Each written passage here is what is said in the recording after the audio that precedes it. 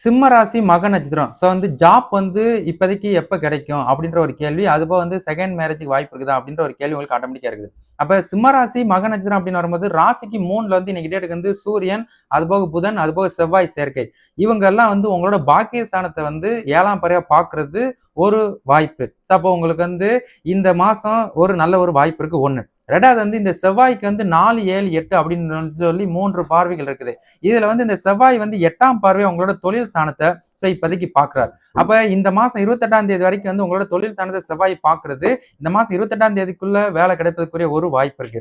2வது இதே மாசம் 28ஆம் தேதி செவ்வாய் டிரான்ஸ்ஃபர் ஆகி ராசிக்கு 4ல வந்து உங்களோட தொழில் ஸ்தானத்த அப்ப ஆட்சி பெற்ற செவ்வாய். அப்ப விருச்சிக வீட்டுல வந்து செவ்வாய் ஆட்சி பெற்று உங்களோட தொழில் ஸ்தானத்த 7ஆம் பார்வையா பார்க்கும்போது அடுத்த ஒரு 45 நாளுக்கு அப்ப எக்ஸாம்ல இருந்து உங்களுக்கு வந்து நவம்பர் அதுபோக டிசம்பர் 15ஆம் தேதி வரைக்கும் வந்து உங்களுக்கு நல்ல ஜாப் கிடைப்பதற்குரிய வாய்ப்புகள் இருக்குது.